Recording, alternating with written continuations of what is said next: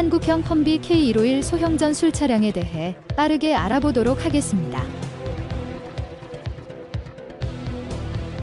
K151은 기아와 국방과학연구소가 개발한 소형 전술 차량으로 험비를 닮은 디자인과 뛰어난 성능으로 단축형 모델과 장축형 모델이 존재합니다. 기존 K131 레토나 일명 군토나를 대체하고 장축형 모델인 K351은 K311 일명 다찌를 대체하게 됩니다. 다양한 전술 임무를 수행할 수 있도록 설계되었으며 각 군에서 필요에 따라 여러 파생형 모델들까지 있습니다.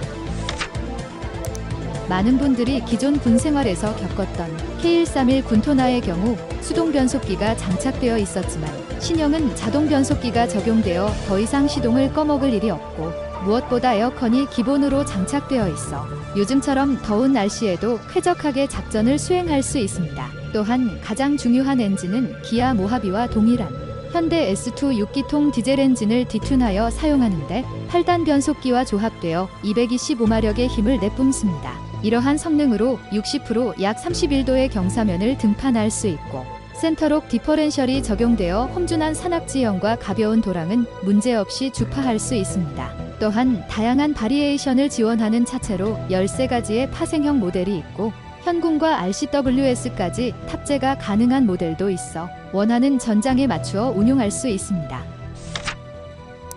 무엇보다 운용인원에 대한 보호 성능이 비약적으로 발전했는데 기존 군토나의 경우 방호력은 일반 차량과 다를 것이 없는 성능으로 탑승자를 본격적으로 보호할 수 없었지만 K151의 경우 비방탄 사양의 모델에 적용된 철판도 어느 정도 방탄이 될 정도로 방호 능력이 눈에 띄게 향상됐고 방탄 사양의 경우 레벨 1의 방탄 능력을 갖고 있는데 이는 30m 거리에서 소화기의 직사 공격을 막을 수 있고 대인지뢰 방호도 가능하며 기갑 수색차 방호력 증대 버전의 경우 하부 장갑을 추가로 부착할 수 있어 탑승자를 보다 더 안전하게 보호하며 임무를 수행할 수 있습니다.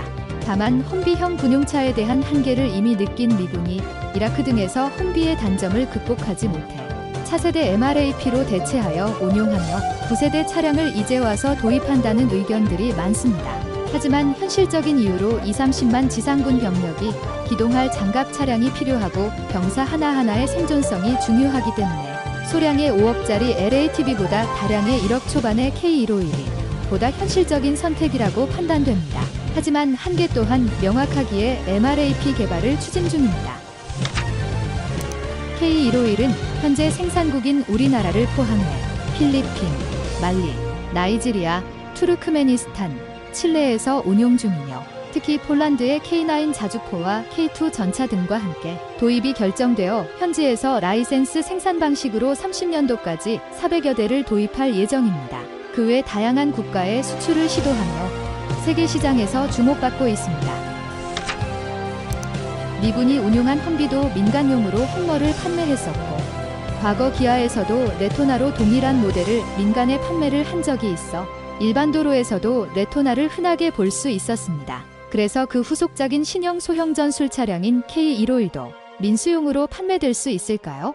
우선 기아 관계자에 따르면 민수용 개조를 거쳐 판매될 가능성이 있다 밝힌 적이 있는데 기아 공식 군용 차량 사이트 내용을 참고해보면 현재까지 구체화된 계획은 없으나 2026년도까지 전력화에 총력을 다한 후 그 이후에 민수 수요를 판단하여 결정할 예정이라고 안내되어 있습니다. 추가적으로 소형 전술 차량의 내외장 디자인은 향후 민수 판매를 고려하여 설계되어 있다는 내용이 포함되어 있어 가능성이 없진 않습니다. 하지만 앞서 차량에 사용된 스펙을 고려해보면 프레임 바디를 사용하고 같은 S2 엔진과 변속기까지 파워트레인을 공유하는 현재 판매 중인 기아 모하비와 상당 부분 겹치는 부분이 많습니다.